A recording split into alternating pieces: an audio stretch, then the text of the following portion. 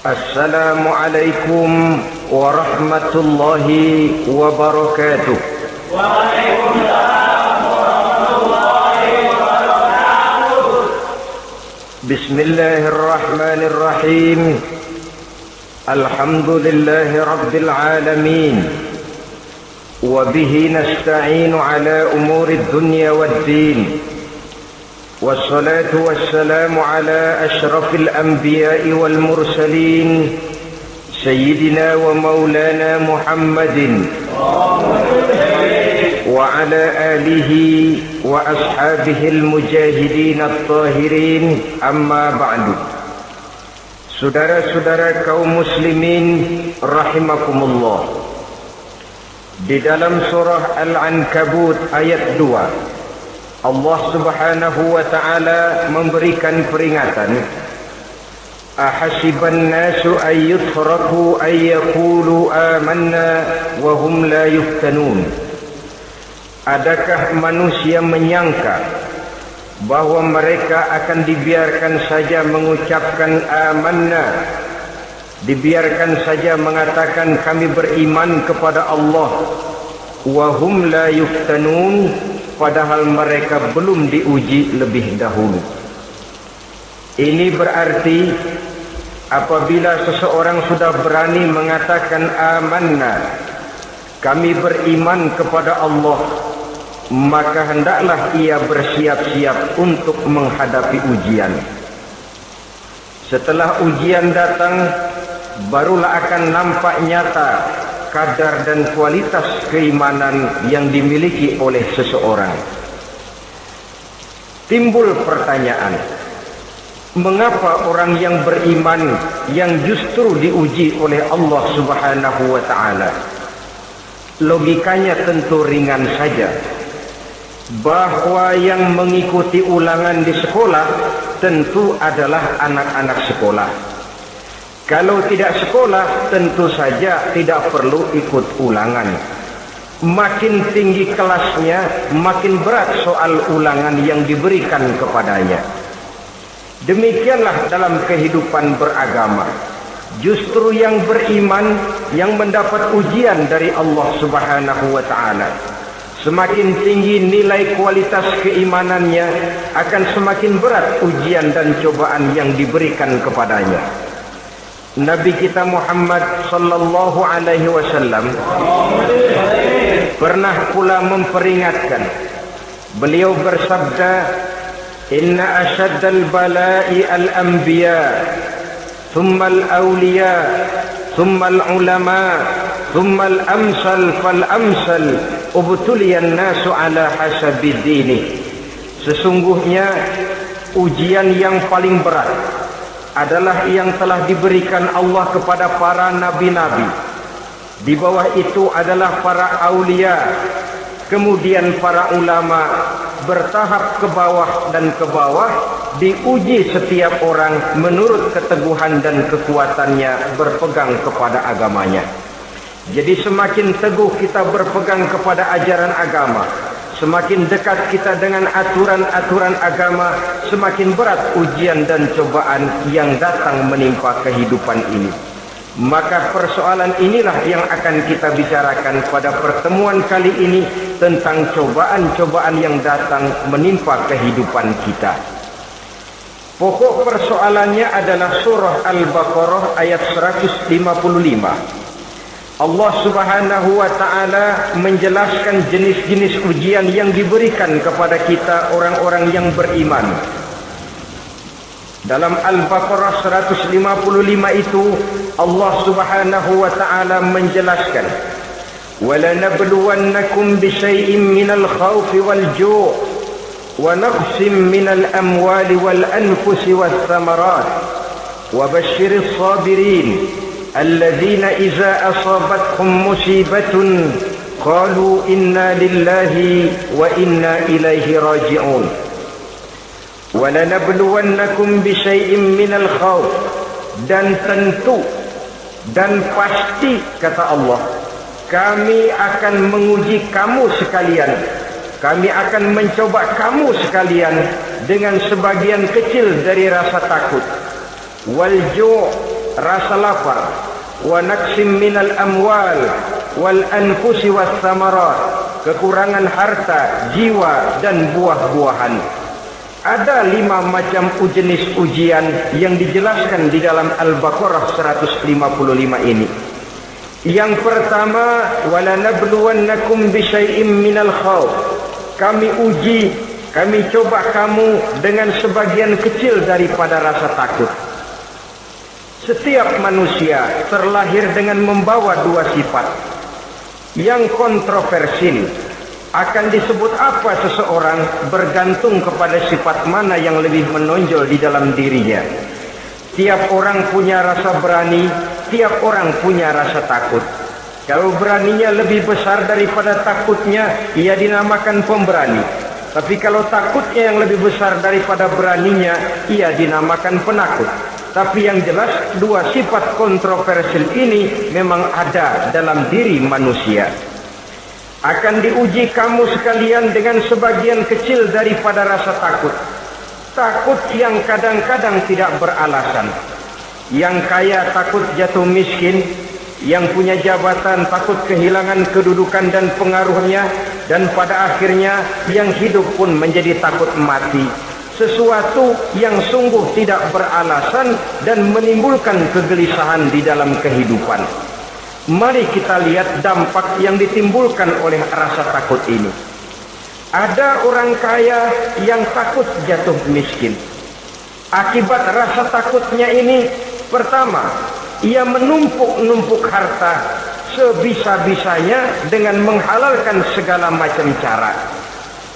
Tidak peduli halal haram, tidak ngerti hak batil, tidak tahu hak dan pantas dan ma'ruf munkar atau tercela. Yang penting ia bisa menumpuk-numpuk harta, menimbun-nimbunnya, tidak hanya cukup untuk dirinya sendiri.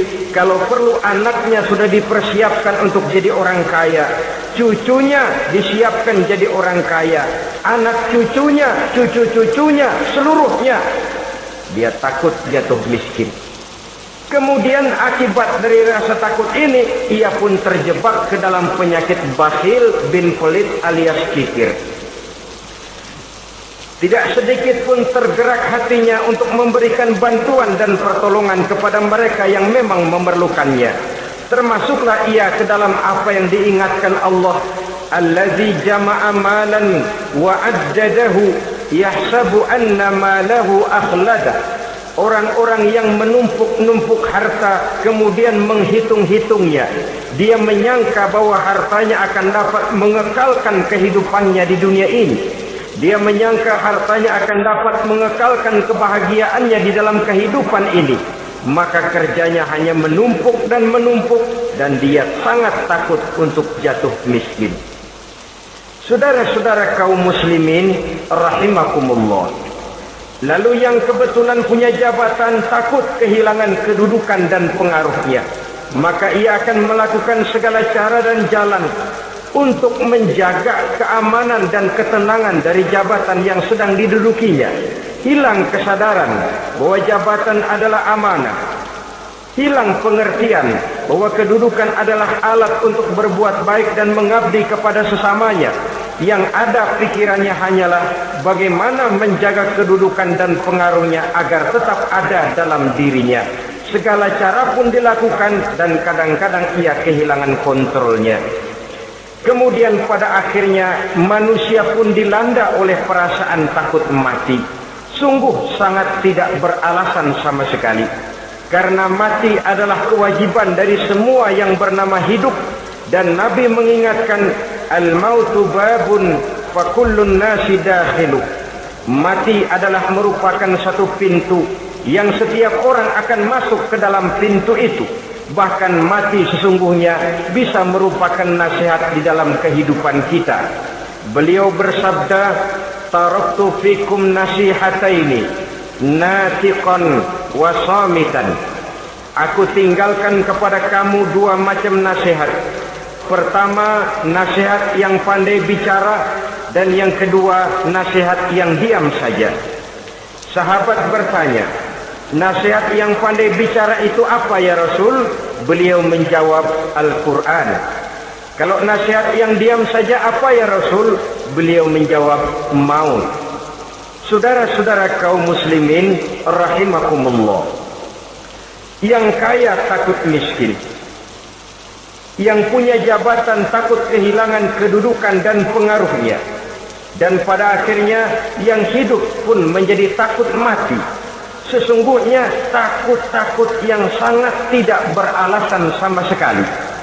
Jika orang kaya takut jatuh miskin, untuk itu kemudian dia menghalalkan segala macam cara untuk menumpuk kekayaan yang tidak akan habis dimakan selama 7 turunan, kemudian diiringi dengan sifat bakhil, sifat tertutup, sifat berpangku tangan melihat kesulitan dan penderitaan orang lain, maka sesungguhnya dia tidak merasa bahwa harta merupakan titipan dari Allah Subhanahu wa taala, bahwa ia merupakan alat dan bukan merupakan tujuan di dalam kehidupan ini. Takut miskin adalah satu penyakit yang mengakibatkan orang lupa diri dan lupa daratan. Takut kehilangan kedudukan dan pengaruh juga adalah penyakit yang menyebabkan orang menghalalkan segala macam cara untuk menjaga kedudukan dan jabatannya. Dan takut mati juga sebenarnya sesuatu yang tidak beralasan, sebab siapa yang berani hidup harus berani pula menghadapi mati. Yang takut mati tidak usah hidup saja, karena mati adalah kewajiban bagi semua orang-orang yang hidup.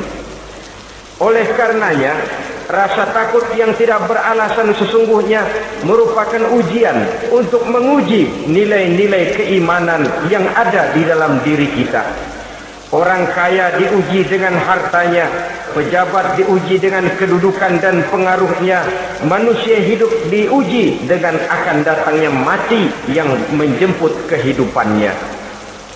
Menghadapi ujian-ujian semacam ini, maka marilah kita menyadari, yang kaya tidak perlu takut miskin. Dari Allah harta itu datang, kepada Allah harta itu akan kembali. Yang punya kedudukan dan pengaruh tidak usah takut kehilangan kedudukan dan pengaruhnya, karena jabatan sesungguhnya merupakan amanah dari Allah Subhanahu wa taala yang harus digunakan dan dianggap sebagai kesempatan untuk berbuat kebajikan sebanyak-banyaknya. Saudara-saudara kaum muslimin rahimakumullah, ini bagian pertama dari ujian-ujian yang ada dalam Al-Baqarah 155. وَلَنَبْلُوَنَّكُمْ بِشَيْءٍ مِّنَ الْخَوْفِ, kami akan uji, kami akan coba kamu dengan sebagian kecil daripada rasa takut. Takut yang kadang-kadang saya katakan sekali lagi sangat tidak beralasan. Akibatnya bisa menimbulkan gejala-gejala yang aneh di dalam kehidupan kita. Saudara-saudara, yang kedua, walju, akan kami uji kamu dengan rasa lapar. Kelaparan belum tentu identik dengan kemiskinan. Bahkan di dalam surah An-Nahl ayat 112, Allah Subhanahu wa taala memberikan contoh yang sangat nyata dan jelas. وَضَرَبَ اللَّهُ مَثَلًا قَرْيَةً كَانَتْ آمِنَةً مُطْمَئِنَّةً يَأْتِيهَا رِزْقُهَا رَغَدًا مِنْ كُلِّ مَكَانٍ فَكَفَرَتْ بِأَنْعُمِ اللَّهِ وَأَذَاقَهَا اللَّهُ لِبَاسَ الْجُوعِ وَالْخَوْفِ بِمَا كَانُوا يَصْنَعُونَ. Allah memberikan contoh bagaimana keadaan satu negeri yang makmur, aman, tenang, tentram. Rezekinya datang dari segala arah. Fakafarat bi an'umillah, tapi sayang sekali penduduknya kufur dengan nikmat yang diberikan Allah Subhanahu wa taala kepada mereka. Akibatnya fa'azaqahallahu libasal ju'i wal khauf, Allah timpakan kepada mereka kelaparan dan ketakutan bima kanu yasnaun, sebagai akibat dari apa yang telah mereka lakukan. Marilah kita melihat contoh dalam Al-Quran ini untuk mengadakan introspeksi di dalam diri dan kehidupan kita masing-masing. Adalah satu keberuntungan bahwa kita sebagai manusia dijadikan Allah sebagai khalifahnya di permukaan bumi ini, yang ditugaskan untuk membudidayakan alam mengelola dan mengambil manfaatnya bagi sebesar-besar manfaat di dalam kehidupan kita. Dijadikannya bumi untuk tempat tinggal kita sebagai hamparan di mana segala fasilitas dan kebutuhan hidup kita tersedia. Tinggal lagi kita pandai-pandai mengelolanya. Apalagi buat kita Muslim yang tinggal di persada Nusantara tercinta Indonesia ini. Satu negara yang orang katakan untayan jamrut khatulistiwa, yang hijau ranau subur makmur, melahirkan slogan dengan kata gemah rifah loh jenawi toto tentrem kerto raharjo. Negara yang demikian subur, negara yang demikian indah, negara yang demikian hijau ranau ini, apabila kita terkena fakafarat bi an'umillah, kufur kepada nikmat yang diberikan oleh Allah kepada kita, dia tidak akan mendatangkan ketenangan, dia tidak akan mendatangkan kesejahteraan, bahkan akan sangat boleh jadi akan menimbulkan kekacauan, ketidaktenangan dan kelaparan di tengah negara yang subur makmur. Inilah yang sangat menyedihkan. Kenapa ini bisa terjadi? Fakafarat bi an'umillah, orang kufur terhadap nikmat yang diberikan Allah Subhanahu wa taala. Diberikan negara yang subur, makmur, indah, hijau ranau, tapi dikelola dengan cara yang brutal dan membabi buta. Menguras sumber daya alam melampaui sebagaimana yang seharusnya, sehingga memperkosa keadaan alam itu sendiri. Hutan dan belukar yang ditebangi secara liar dan sembarangan akan melahirkan gurun-gurun pasir yang gersang dan tandus, sehingga dengan demikian maka akan mengakibatkan malapetaka bagi kehidupan manusia itu sendiri. Begitu juga percobaan-percobaan ilmu pengetahuan yang mengundang dan mengandung reaktor-reaktor nuklir akan memberikan luka kepada alam itu sendiri, yang mengakibatkan akan kembali kerugian kepada makhluk bernama manusia. Saudara-saudara kaum muslimin rahimakumullah. Jadi dengan demikian, di dalam satu negara yang subur, hijau, ranau dan makmur, bisa saja terjadi kelaparan apabila kita ingkar, tidak mau bersyukur terhadap nikmat yang diberikan Allah kepada kita. Kita kelola alam ini seenak perut kita saja dengan tidak memikirkan akibatnya di kelak kemudian hari nanti. Kita ambil satu contoh. Orang-orang tua kita dulu pada umur 60 tahun, 70 tahun, kalau dia menanam kelapa, orang lalu bertanya, kakek nanam kelapa untuk siapa nanti? Apa jawabannya? Untuk anak cucu saya. Umur 60 tahun atau umur 70 tahun, ia masih menanam pohon kelapa. Untuk apa katanya? Untuk anak cucu saya di belakang kemudian hari nanti. Orang yang bisa menanamkan sesuatu untuk generasi yang akan datang, itulah orang tua yang bijaksana. Tapi orang yang menanam sesuatu hanya untuk kepentingan dirinya sendiri saja, maka itulah orang yang hanya mementingkan diri sendiri atau orang egois. Tapi lebih celaka lagi, orang yang mau melakukan sesuatu yang akan meninggalkan akibat bagi generasi yang akan datang, akibat yang tidak baik, itulah orang yang aniaya, orang yang zalim di dalam kehidupan kita. Bumi, tempat di mana kita manusia tinggal, bukan satu wujud yang tanpa batas. Pernahkah kita membayangkan cuma satu bumi untuk dihuni oleh 5 miliar lebih dari makhluk bernama manusia, yang kadang-kadang pertumbuhan sarana untuk menunjang kehidupan tidak sepesat pertumbuhan jumlah makhluk bernama manusia itu sendiri. Oleh karena itu kita dituntut untuk pandai-pandai mengelola, membudidayakan alam ini dengan tetap menjaga keseimbangannya, sehingga bahaya kelaparan yang merupakan ujian di dalam kehidupan, insya Allah tidak akan kita temukan di dalam kehidupan kita. Saudara-saudara kaum muslimin rahimakumullah, ini kelaparan dalam artian sebagai satu bangsa. Bisa juga kelaparan dalam artian dalam kehidupan pribadi daripada manusia. Hidup ini kata orang berjalan bagaikan roda pedati. Sekali tempo naik kita ke atas, lain saat turun kita ke bawah. Ada saatnya kita jaya, ada saatnya kita pun mengalami kemunduran.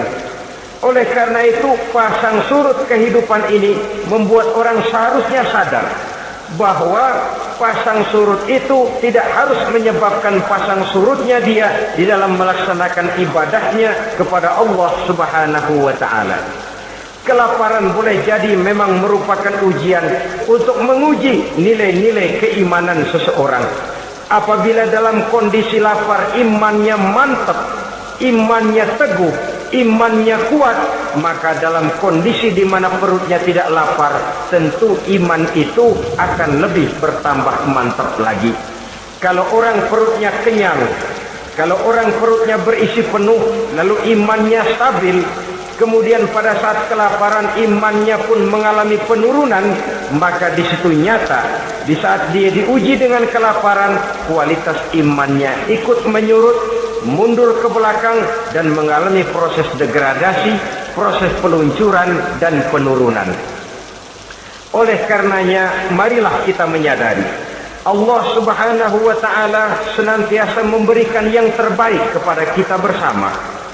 Kelaparan apabila kita terima dengan sikap lapang dada, tidak akan menyebabkan kita menjadi berbuat nekat, tetapi kita tetap dalam kontrol, tetap dalam keadaan yang stabil, tidak keluar dengan melakukan perbuatan-perbuatan yang negatif.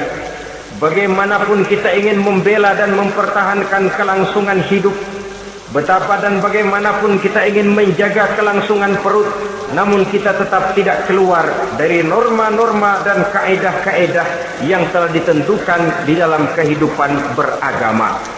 Inilah cobaan yang kedua yang ada dijelaskan dalam Al-Baqarah ayat 155 tadi, berupa kelaparan. Yang ketiga, wa naqsim minal amwal, kekurangan harta alias kemiskinan. Kemiskinan, saudara-saudara, merupakan ujian dari Allah Subhanahu wa Ta'ala untuk menguji sejauh mana kekuatan iman yang kita miliki di dalam kehidupan. Tetapi sesungguhnya bukan hanya kemiskinan, kekayaan pun pada hakikatnya juga merupakan ujian. Namun umumnya manusia akan lebih merasa diuji jikalau dia miskin daripada diuji jikalau dia menjadi orang yang kaya. Pada sisi lain, kenyataan mengatakan banyak orang lulus ketika diuji dengan kemiskinan, tetapi gagal berantakan setelah diuji dengan kekayaan. Kemiskinan pun apabila kita lihat dari segi kehidupan bermacam bentuknya. Ada kemiskinan di bidang ilmu pengetahuan, karena kemiskinan dan kebodohan memang merupakan dua saudara yang seakan-akan sekandung. Yang satu bisa menimbulkan yang lain, tapi paling celaka kalau keduanya sudah berjalan beriringan. Maksud saya, kemiskinan bisa menimbulkan kebodohan, kebodohan bisa menimbulkan kemiskinan, tapi yang paling celaka sudahlah miskin, bodoh pula. Miskin ilmu. Yang kedua, miskin akhlak. Ini lebih parah lagi daripada miskin ilmu. Kalau miskin ilmu, orang sekadar goblok bin bodoh alias tolol, maka miskin akhlak ini menyebabkan orang kurang ajar, tidak punya budi pekerti. Sehingga dengan demikian miskin akhlak sesungguhnya lebih bahaya daripada miskin ilmu. Adapun miskin yang kita kenal pada umumnya dan juga yang dimaksud dalam ayat ini adalah miskin harta. Imam Ali karramallahu wajhah pernah memberikan peringatan, kadal faqru ayyakuna kufran. Boleh jadi kemiskinan mendekatkan orang kepada kekufuran. Dengan kata lain, biasanya kemiskinan bisa membuat orang nekat. Kalau sudah nekat, maka bukan cuma harga diri yang terjual, bukan cuma keluarga yang terjual, bukan cuma nilai-nilai materi yang dimilikinya yang terjual, bahkan iman dan keyakinannya. akidah dan pandangan hidupnya pun tidak akan segan-segan digadaikannya, dijualnya untuk mengatasi kelaparan dan kemiskinan itu tadi.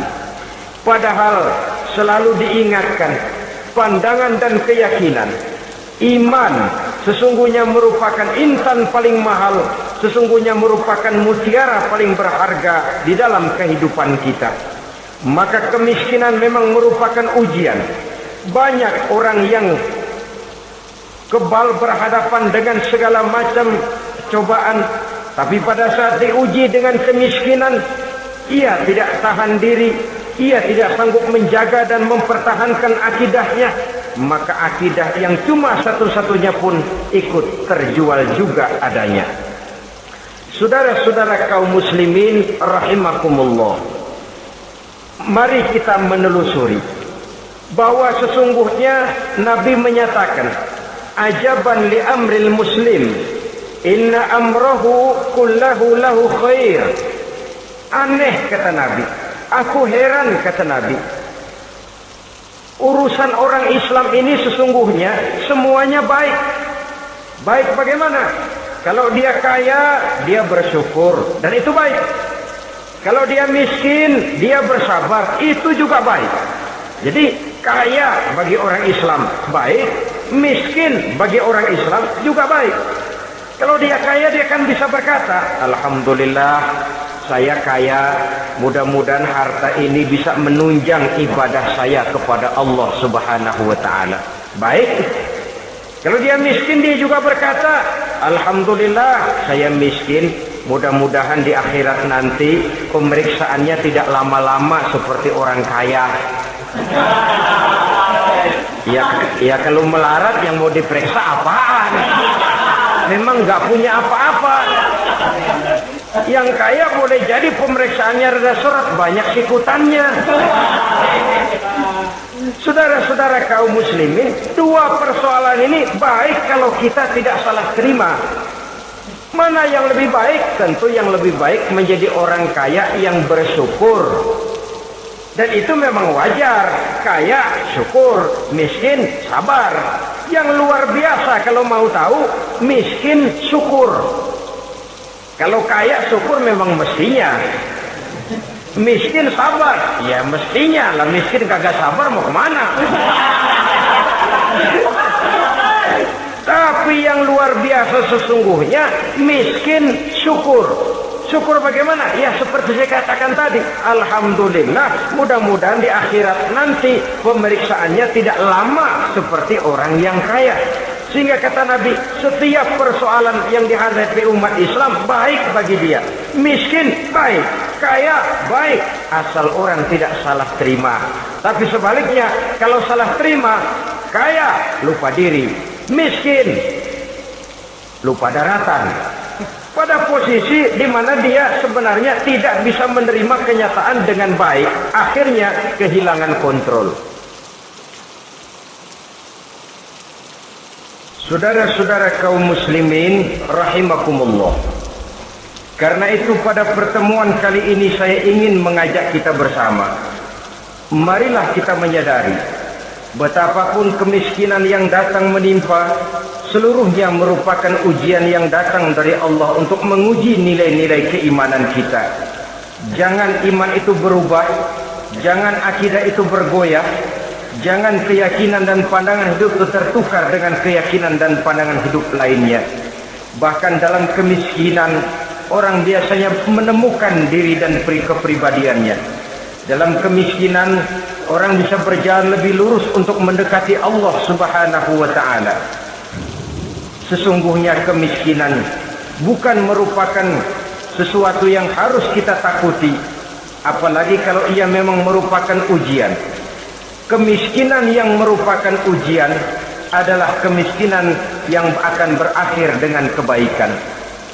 Saudara-saudara kaum muslimin, tapi jangan lupa membicarakan pokok persoalannya. Ini kalau kemiskinan menimpa orang-orang yang beriman, itu yang ujian. Kalau nggak beriman, melarat, bukan ujian, persekot.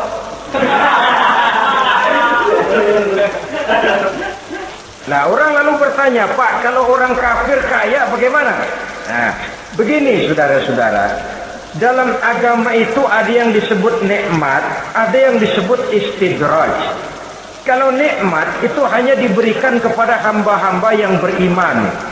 Kalau istidraj itu diberikan kepada siapa saja yang mau berusaha. Tidak soal dia beriman atau tidak, tidak soal dia mau bersujud atau tidak, asal dia berusaha dia dapat.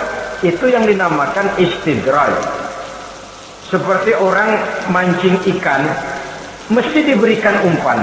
Setelah umpan itu dimakan, tidak langsung ditarik, tapi diulur dulu sampai kira-kira mata kai itu nyangkut di leher si ikan, baru diangkat ikan itu ke atas, dan sampai di atas kita bisa maklum nasib ikan tadi. Bisa digetok, bisa dibacok, bisa digoreng, bisa dipepes, tapi yang jelas nasibnya merana. Maka kalau ada orang makin jauh dari agama, makin kaya, makin tidak mau sholat, makin berlimpah hartanya, saudara tidak usah heran, cukup dalam hati saja, ikan lo. Jangan keras-keras, marah dia deh.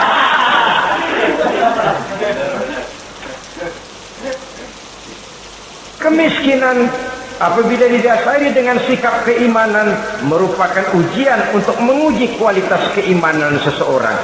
Bahkan satu hadis menyatakan, apabila Allah mencintai seorang hamba, maka diujinya hamba itu karena Allah ingin mendengar, liyasma'a tadarru'ahu, ingin mendengar ratapan orang tadi.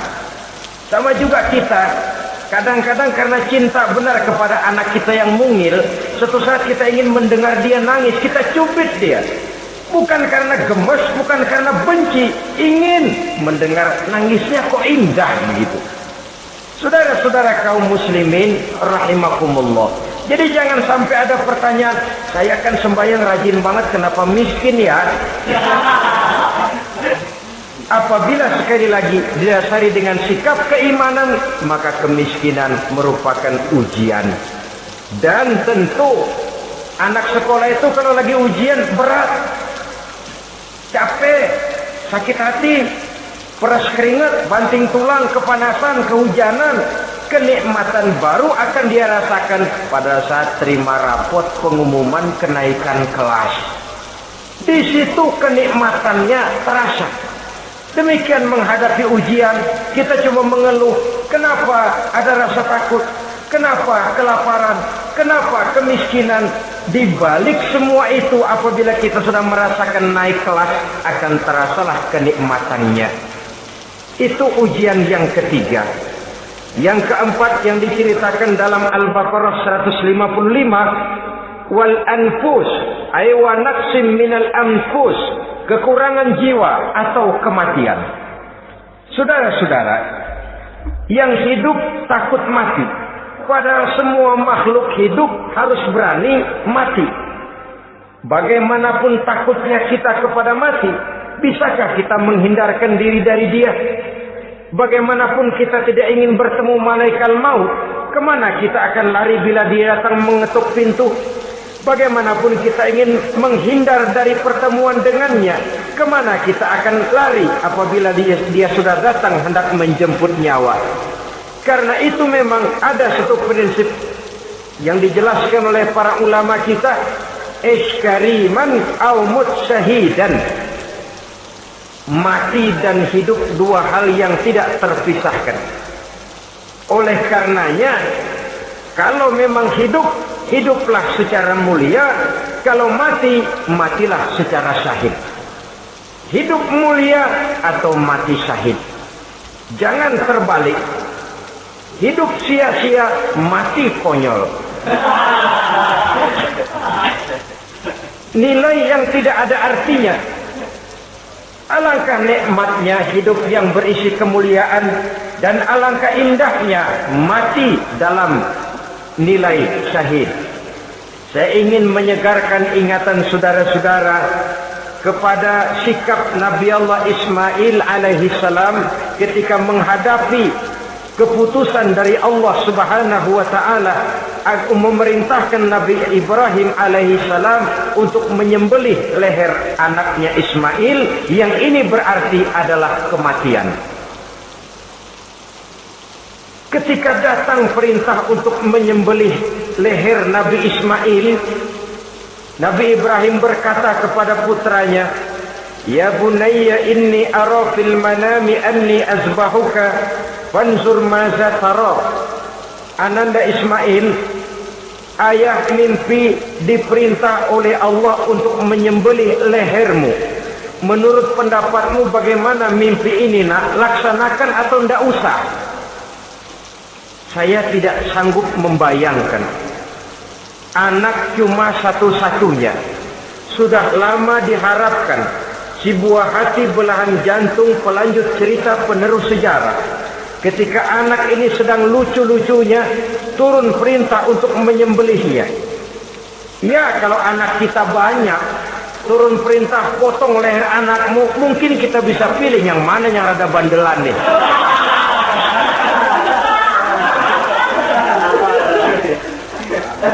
Tapi ini anak cuma satu-satunya. Lucu, sudah lama diharapkan. Dan memang itu juga merupakan ujian kepada Nabi Allah Ibrahim. Seolah-olah Allah berkata, "Hai Ibrahim, dahulu sebelum kau punya anak, kau memang cinta kepadaku. Sekarang setelah kau punya anak, masuk rasa cinta anak ke dalam hatimu. Buktikan Ibrahim, mana yang lebih besar, cintamu kepadaku, kata Allah, atau cintamu kepada anakmu. Sembelih leher anakmu." Ternyata kemudian sejarah menyatakan Nabi Ibrahim cinta kepada Allah, beliau pun cinta kepada putranya. Tapi cintanya kepada Allah lebih besar daripada cintanya kepada putranya. Sehingga ketika turun perintah penyembelihan, itu pun dilaksanakannya, tapi tetap musyawarah dulu. Yakin itu memang perintah Allah, beliau toh mengajak dialog putranya. Ini yang penting dalam kehidupan kita, dialog. Nah, bapak mimpi diperintah Allah untuk menyembelih lehermu. Menurut pendapatmu bagaimana nak? Laksanakan atau tidak? Yakin itu perintah Allah, tapi asas musyawarahnya tidak beliau tinggalkan. Walaupun yakin orang tua berbuat untuk kebaikan anak, alangkah baiknya anak diajak bicara. Sehingga dengan hasil pembicaraan ini nanti kita akan mengerti gejala perkembangan dan kemauan dari jiwa si anak tadi. Saudara-saudara kaum muslimin, apa jawaban Nabi Allah Ismail yang ketika itu masih remaja? Beliau menjawab, "Ya abatif al-ma tu'mar, satajiduni insyaallahu minas sabirin." Bapak, jikalau memang ini memang perintah Allah, laksanakan saja Bapak. Tidak usah ragu. Mudah-mudahan nanti Bapak akan menemukan saya termasuk ke dalam golongan orang-orang yang sabar. Ini pantulan doa Nabi Ibrahim dahulunya ketika meminta seorang keturunan yang merupakan anak yang soleh. Jawaban dari anak yang soleh. Kalau memang ini perintah Allah Bapak, laksanakan saja. Saya insya Allah termasuk ke dalam golongan orang-orang yang sabar. Kalau Allah memerintahkan Bapak untuk menyembelih leher saya, silahkan Pak. Saya ikhlas, saya ridho, saya rela untuk memenuhi perintah Allah Subhanahu wa ta'ala. Ini jawaban anak soleh. Sebab itu sering saya katakan, kalau kita cuma punya anak pintar tidak soleh, mungkin jawabannya nggak begini. "Nak, Bapak diperintah motong leher kamu, nak, bagaimana pendapatmu?" Mungkin dia jawab, "Bapak aja yang Tuhan, Pak."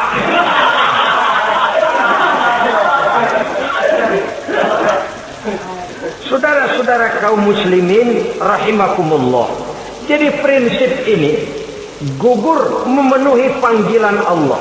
Hidup mulia atau mati dengan syahid. Dua pilihan yang harus dua-duanya bisa kita laksanakan. Iskariman au mutsyahidan. Kalau hidup, hiduplah dalam kemuliaan. Kalaupun mati, matilah sebagai syahid. Sebagai orang yang dikenang kebaikan dan kebajikannya. Sebagai orang yang dekat dan banyak berbuat untuk kepentingan agamanya. Jangan tidak tercapai kedua-duanya. Hidup tidak punya nilai, mati pun tidak punya arti. Sia-sia semuanya. Kita masih hidup, orang anggap enggak ada. Dalam istilah tauhid disebut wujuduhu ka'adamihi. Adanya sama dengan tidak adanya. Dia sih ada apa enggak ada sama, gitu-gitu juga. Alangkah ruginya kalau ada kita dianggap sama dengan tidak ada. Apalagi kalau kita sudah tidak ada, ya tidak ada beneran. Iskariman au mutsyahidan. Hiduplah mulia atau matilah sebagai syahid. Saudara-saudara kaum muslimin rahimakumullah. Mati sesungguhnya juga merupakan ujian. Untuk menguji sejauh mana persiapan yang sudah kita lakukan di dalam kehidupan ini untuk menyambut. Dan tidak cuma sekedar untuk menyambut, tapi juga untuk mengarungi kehidupan sesudah kematian itu sendiri.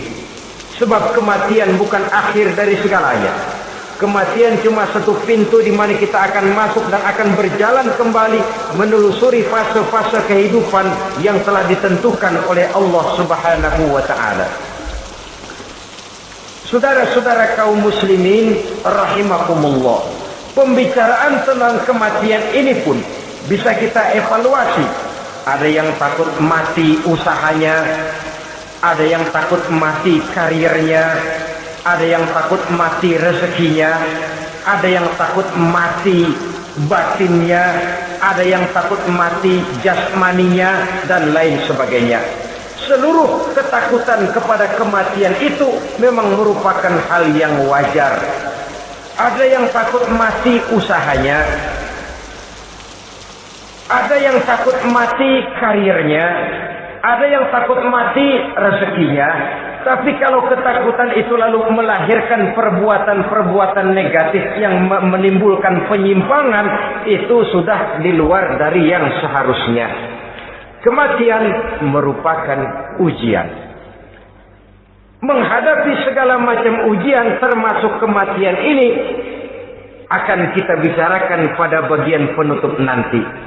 Yang kelima, saudara-saudara, ujian yang dijelaskan dalam Al-Baqarah 155 tadi, wa naqsim minas samarat, kekurangan buah-buahan. Kekurangan buah-buahan bisa berarti paceklik. Ini juga bisa diakibatkan oleh apa yang dijelaskan dalam An-Nahl 112 tadi. Orang kufur kepada nikmat yang diberikan Allah Subhanahu wa taala. Orang jauh dari petunjuk-petunjuk agama, merasa segala persoalan bisa dipecahkan dengan kemampuan otaknya, hilang rasa ketergantungannya kepada Allah Subhanahu wa taala. Maka usahanya bisa berakhir dengan yang tidak diharapkan. Sudah bikin target, tahun ini kita bakal panen raya besar. Tahu-tahu tikus ngamuk. Habis padi digarap oleh tikus, panen bisa gagal. Bahkan beberapa tahun yang lalu kita masih ingat bagaimana ulat-ulat menyerbu pohon-pohon jambu. Ribuan batang pohon jambu, ribuan pohon-pohon jambu itu mati. Lalu jambu-jambu itu tidak bisa lagi dimanfaatkan dalam kehidupan. Tikus yang menyerbu sawah, ulat yang menyerbu pohon-pohon jambu, angin topan, puting beliung, gempa bumi, itu sudah proses-proses di luar kemampuan manusia untuk mendeteksinya. Disinilah manusia harus sadar bahwa setelah ia berusaha dan berusaha sesuai dengan keterikatannya kepada hukum alam, kepada sunnatullah, maka ia harus punya sandaran vertikal kepada Allah Subhanahu wa taala. Agar bila usahanya berhasil, dia tidak lupa diri dan lupa daratan. Dan apabila usahanya kemudian ternyata gagal, dia tidak menjadi putus asa, buruk sangka, sempit hati, cuplik pandangan. Cobaan datang dari Allah Subhanahu wa taala berupa kekurangan buah alias paceklik. Saudara-saudara, menghadapi cobaan dan ujian yang saya katakan tadi, 5 macam ini, apa konsepnya, apa jalan keluarnya? Ayat selanjutnya dalam kalimat tadi menjelaskan, wabasyiris sabirin, menghadapi ujian-ujian dalam hidup, baik rasa takut, kelaparan, kemiskinan, kematian, kekurangan harta, kekurangan buah-buahan. Wabasyiris sabirin, gembirakan orang-orang yang sabar. Menghadapi segala macam ujian tadi, gembirakan orang-orang yang sabar. Siapa orang yang sabar itu? Alladzina iza asabathum musibatun qalu inna lillahi wa inna ilaihi raji'un. Yaitu orang-orang yang apabila menghadapi ujian, ditimpa musibah, mereka berkata, sesungguhnya kami berasal dari Allah dan sesungguhnya kepada Allah pula kami akan kembali. Bukan cuma sekedar ucapannya, tapi penghayatannya kepada filsafat yang terkandung di dalam kalimat itu tadi. Maka jadilah dia semacam lipstik, jadilah dia semacam dekorasi. Apabila kita berjanji dan dalam hati kita sudah ada kemungkinan besar kita tidak akan datang, kita tetap menggunakan kata-kata insya Allah. Padahal yang jelas tidak akan mau datang adalah kita. Kita sandarkan dan kita kembalikan itu kepada Allah. Sesungguhnya kami berasal dari Allah. Sesungguhnya kepada Allah juga kami akan kembali. Bukan cuma sekedar ucapannya, tapi juga penghayatan kepada filsafat yang terkandung di dalamnya. Kalau suatu saat kita harus kehilangan harta yang kita miliki, kenapa tidak berpikir inna lillahi wa inna ilaihi raji'un? Bahwa dulu pun ketika lahir ke dunia ini tidak ada harta yang saya bawa. Kalau sekarang harta itu hilang, inna lillahi wa inna ilaihi raji'un. Itu yang saya maksud. Kalau sekarang, kalau suatu saat kita harus melepaskan pangkat jabatan yang kita sayangi, kenapa kita tidak kembali kepada inna lillahi? Dulu pun ketika waktu lahir ke dunia ini tidak ada pangkat dan jabatan yang saya bawa. Kalau sekarang harus pensiun, inna lillahi wa inna ilaihi raji'un. Ini kadang-kadang enggak. Dengar mau mutasi, mau pensiun, mulutnya inna lillahi, tapi gerbek-gerbek dukun diusul.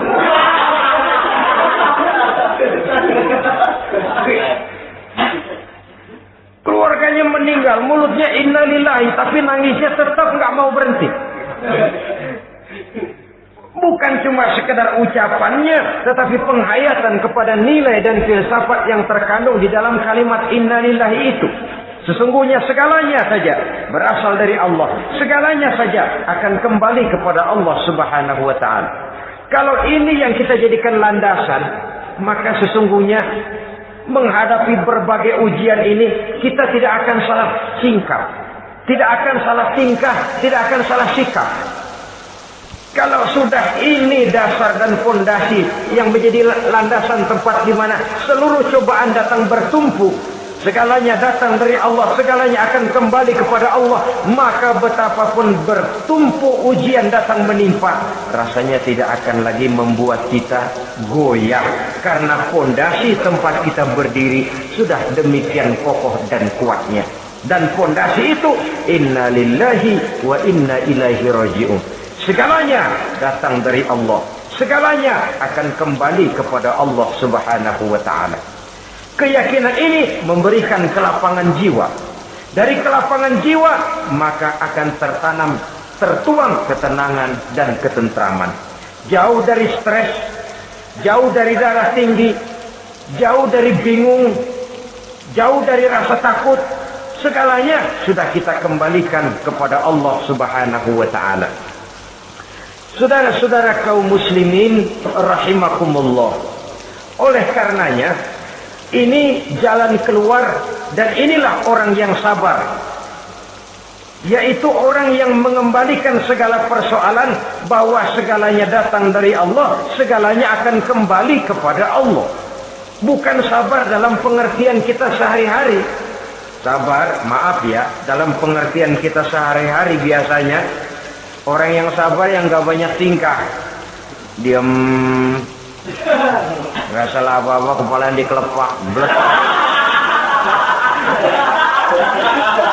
Diam aja. Ente nggak salah apa-apa dikelepak, diem aja. Gua lagi sabar, diem loh. Rasanya ini sih, kalau sabar macam ini yang kita punya, boleh jadi kita akan tertindas terus. Sebab itu pada penghujung surah Al-Asr, Allah menggandengkan antara tawasau bil haq dengan tawasau bis sabr. Kebenaran dan kesabaran, dua hal yang memang tidak boleh terpisahkan satu dengan yang lain. Kalau kita benar, kita harus sabar. Kalau kita mau sabar, harus karena benar. Apabila kebenaran satu prinsip, maka kesabaran adalah satu strategi. Prinsip yang tanpa strategi bisa membuat kita tidak akan mencapai tujuan yang kita harapkan. Artinya, kebenaran tanpa kesabaran membuat kita mudah dipatahkan orang, tapi kesabaran tanpa kebenaran akan membuat kita diinjak terus oleh orang lain. Karena itu, kalau yakin kita benar, harus sabar. Kalau mau bersabar, harus karena benar.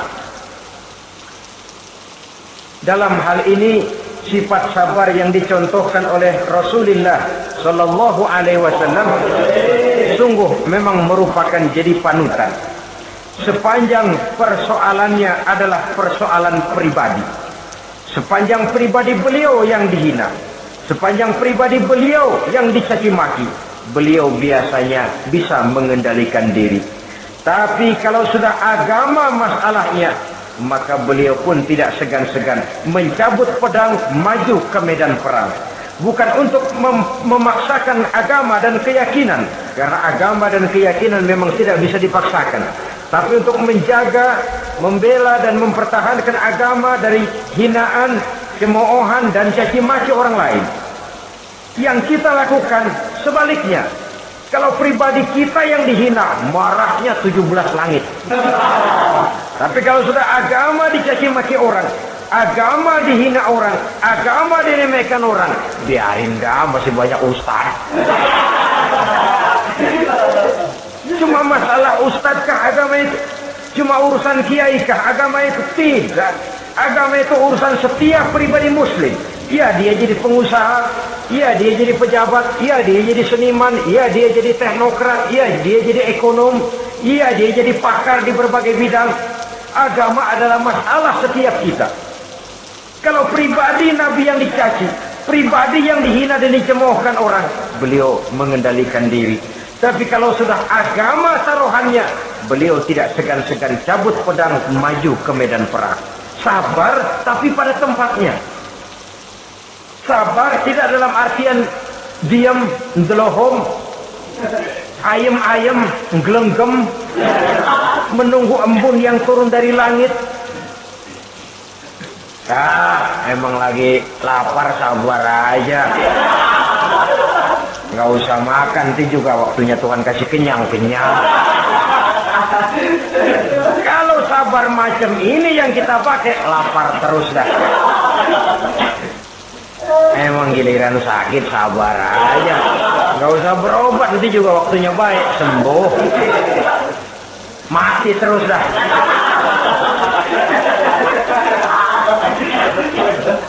Ya perkara ada orang sakit tidak berobat sembuh, itu hak Allah. Tapi tidak boleh kita jadikan sandaran, apalagi kalau makom kita dengan Allah masih sedemikian jauhnya. Itu hanya ucapan dari orang-orang yang makom dia dengan Allah itu sudah tidak ada jarak. Permohonannya dipenuhi, kehendaknya dituruti, sebab dia dengan Allah sudah sedemikian dekatnya. Kalau kita masalahnya, yang antara kita dengan Allah ini dilapisi oleh dosa dan kesalahan yang kita kerjakan sendiri, rasanya kita masih harus banyak berbuat sesuai dengan keterikatan kita kepada sunnatullah itu. Orang yang sabar adalah orang yang sadar kepada hakikat dan filsafat yang terkandung di dalam kalimat inna lillahi wa inna ilaihi raji'un. Segalanya datang dari Allah, segalanya pun akan kembali kepada Allah. Harta yang hilang tidak membuat kita gundah, pangkat yang harus kita tanggalkan tidak membuat kita kecil hati, dan tidak akan meninggalkan medan pengabdian. Kenapa? Kita cuma menganggap itu satu titipan. Lain kalau kita anggap itu punya kita, jabatan punya kita. Nah, itu yang kita suka wangkeng. Saudara-saudara kaum muslimin, kesimpulannya, banyak cobaan-cobaan dalam hidup. Yang dibicarakan dalam Al-Baqarah 155 ini sebagian kecil dari rasa takut, kelaparan, kemiskinan, kematian, dan kekurangan buah-buahan. Menghadapi segala macam ujian tadi, kembalilah kita kepada dasar inna lillahi wa inna ilaihi raji'un. Segalanya datang dari Allah, segalanya pun akan kembali kepada Allah. Semoga dengan sikap ini kita akan lapang dada menghadapi ujian, dan akan semakin tangguh iman dan akidah kita menghadapi cobaan yang datang menimpa. Inilah pertemuan pada kali ini, semoga ada manfaatnya. Terima kasih atas segala perhatian, mohon maaf atas segala kekurangan. Usikum wa nafsi bitaqwallah. Wassalamualaikum warahmatullahi wabarakatuh.